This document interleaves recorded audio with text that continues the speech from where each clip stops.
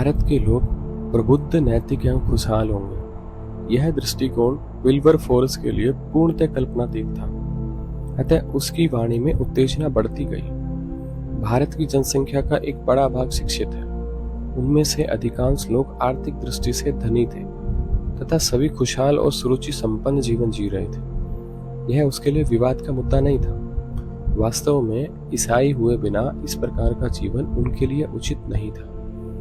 अतः उन्हें लगता था कि अवगुणों से भरपूर जीवन ही जी रहे हैं। इसी कारण से विल्बरफोर्स ने सिद्धांतवादिता की धुन में धर्म या धर्म निरपेक्षता के नाम पर तर्क देने शुरू कर दिए।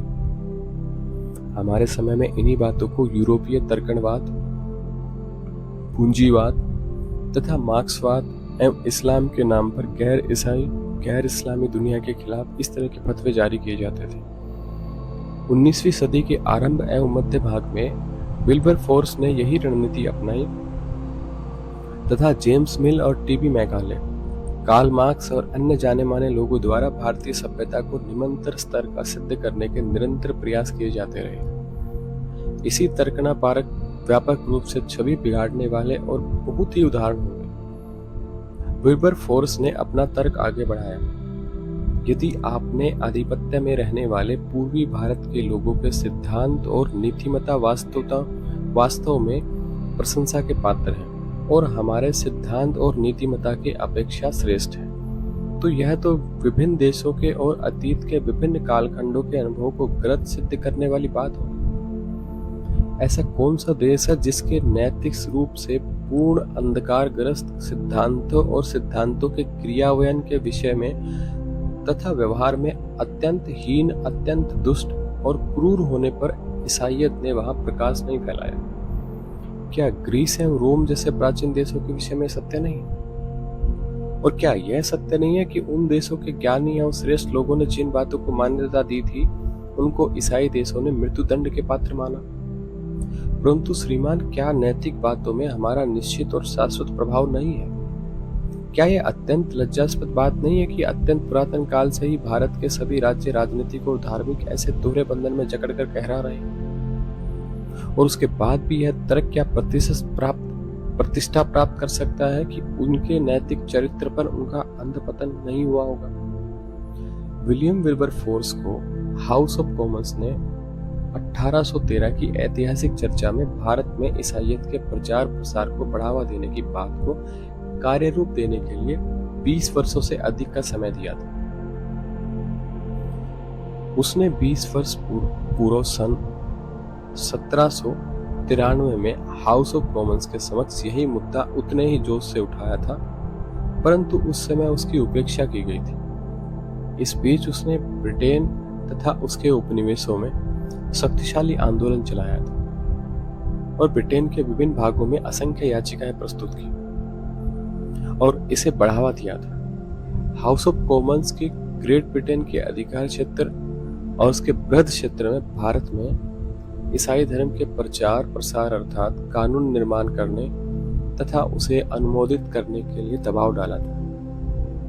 लेकिन अपने देश के लोगों की विचारधारा के परिचित होने के कारण उस समय की ब्रिटिश सरकार की इस कानून विषयक अनिश्चय की स्थिति में ध्यान में रखकर जून 1813 की उस चर्चा के केवल 3 दिन पूर्व ही उसे ब्रिटिश संसद के अन्य प्रभावशाली सदस्यों को इस ईसाईकरण विषयक अनुच्छेद पर अपनी सहायता एवं समर्थन प्राप्त करने के लिए रखा था। श्री व्हिटब्रेड को लिखे पत्र में यह लिखा था कि मैं अपने कुछ मित्रों को इस विषय पर असमंजस की स्थिति में देखता हूँ, उन्हें यथार्थ रूप से हमारी मदद की जरूरत है। उसने आगे लिखा, आप इस प्रश्न के महत्व से भलीभांति अवगत हैं। संभवतः पिछली सरकार के प्रधानमंत्री पर्सिवल की हत्या हो गई और सन 1812 में लॉर्ड लिवरपूल नए प्रधानमंत्री बने। वे ईसाईकरण के विधेयक को पारित करने के पक्ष में अधिक उत्साहपूर्ण दिखते थे। भारत विषयक मामलों पर आयुक्तों के बोर्ड के अध्यक्ष को 30 दिसंबर 1811 को पत्र लिखते हुए 1784 में संसदीय अध्यादेश के तहत बोर्ड की स्थापना हुई थी। अब 1784 से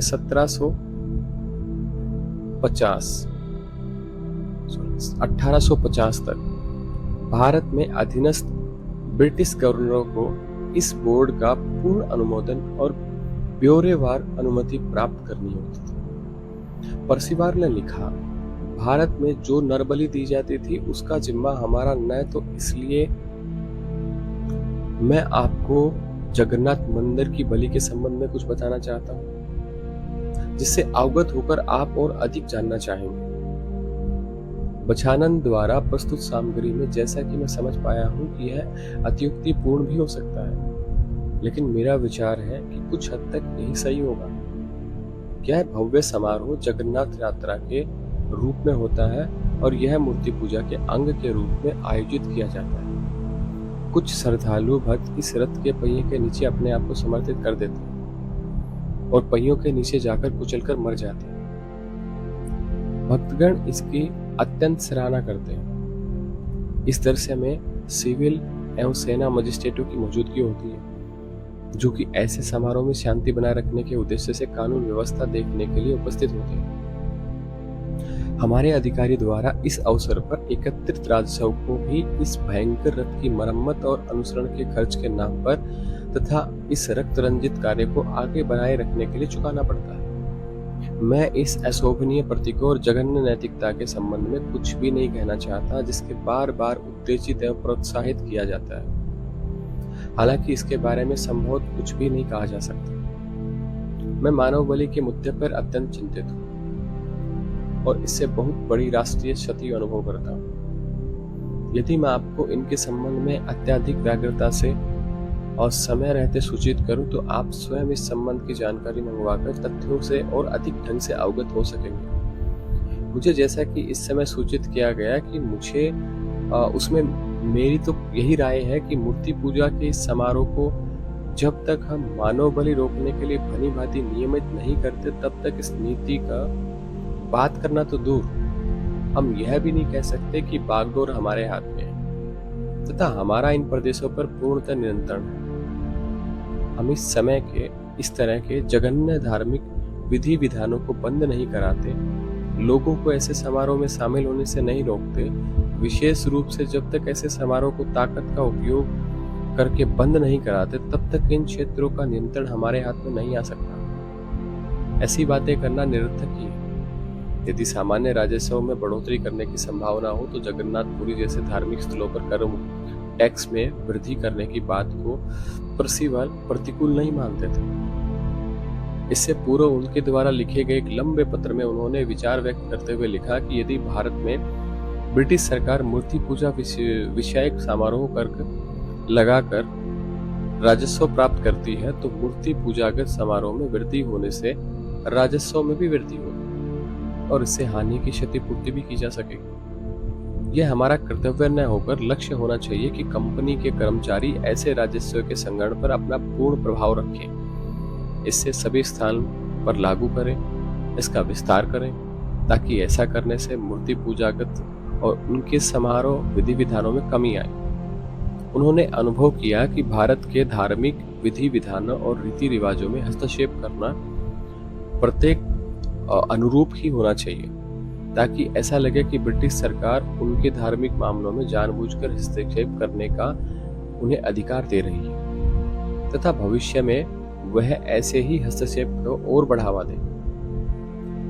इससे कोई भी अनुमान लगा सकता है कि जिस तरह से विल्बर फोर्स ने व्हीट ब्रेड का संपर्क किया था, उसी तरह से न जाने कितने अन्य लोगों से संपर्क करके उन्हें अपने पक्ष में कर लिया होगा और इस प्रकार लोगों को अपने पक्ष में करने के लिए प्रचार करके ब्रिटिश सरकार पर दबाव की स्थिति बनाए रखने की स्पष्ट मंशा थी।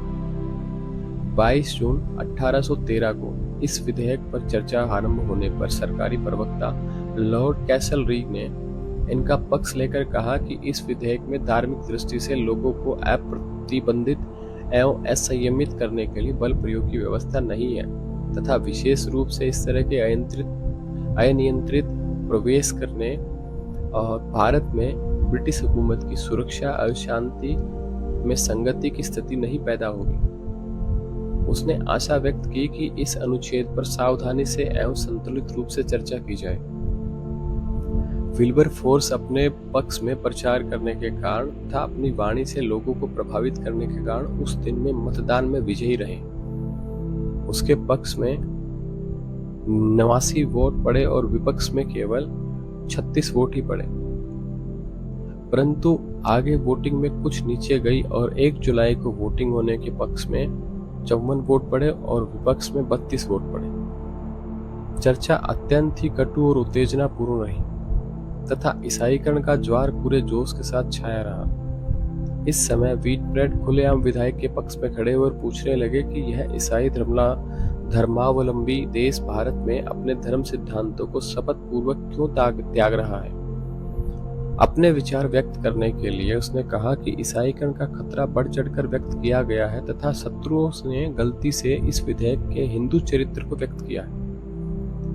यह कार्यक्रम एवं लक्ष्य ईसाईकरण विषयक है, अतः ध्यान रखना चाहिए कि धर्म द्वारा बल प्रयोग द्वारा इसका अर्थ लिए जाने पर विधेयक के इस कार्यक्रम को इसी की शब्दावली में छद्म रूप में आच्छादित किया जाना ही समझा जाएगा।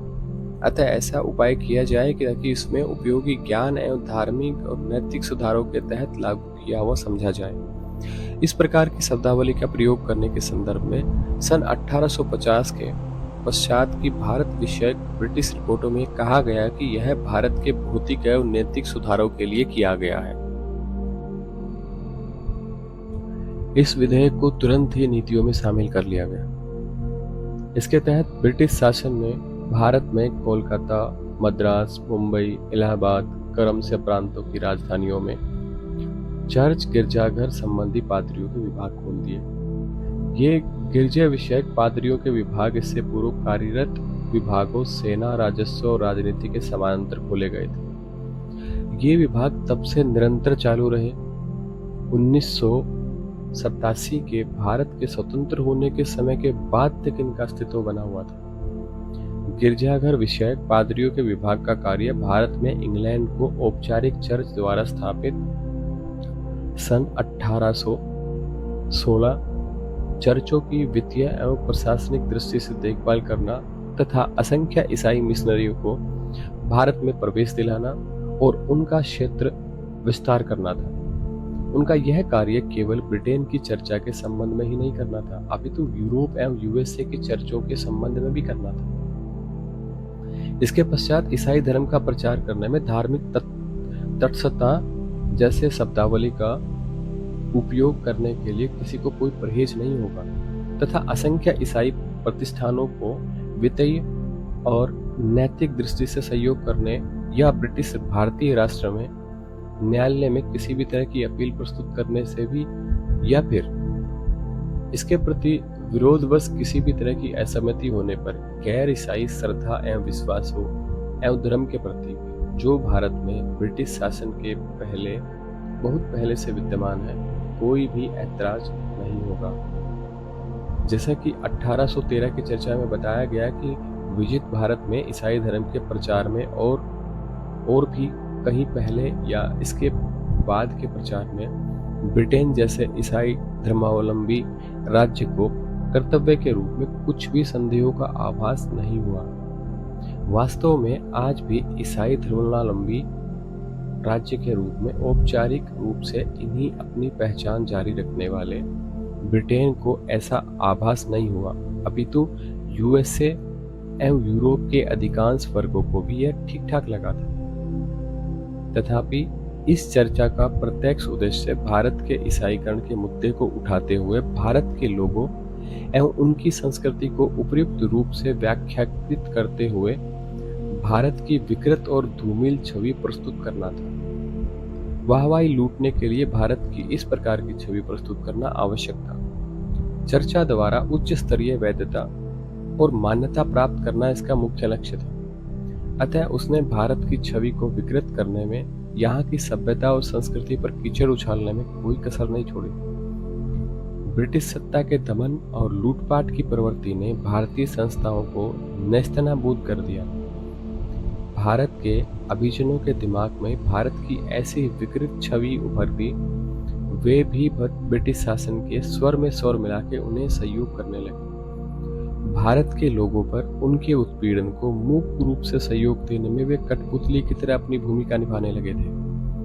यहाँ संभवतः इस बात का हवाला दिया जा सकता है कि जेम्स मिल जो 1817 एवं टीबी मैकाले 1835 1843 इससे कुछ भिन्न उद्देश्यों को लेकर अपनी बातों को प्रस्तुत कर रहे थे। वह भी विलियम विल्बरफोर्स एवं उनकी मित्र मंडली के भारत विषयक प्रस्तुतिकरण के लिए एक श्रृंखला रूप ही था। उसके बाद और उससे पहले इसी तरह के असंख्य प्रयास ब्रिटिश लोगों और महिलाओं ने बढ़ चढ़कर किए। विल्बरफोर्स ने सन 1813 की चर्चा में जो कुछ कहा था वह भारत के लोगों की जैसे सर्वस्वीकृत छवि ही बनकर रह गया था। विगत 185 वर्षों में इसकी बार बार पुनरावृत्ति की जाती रही।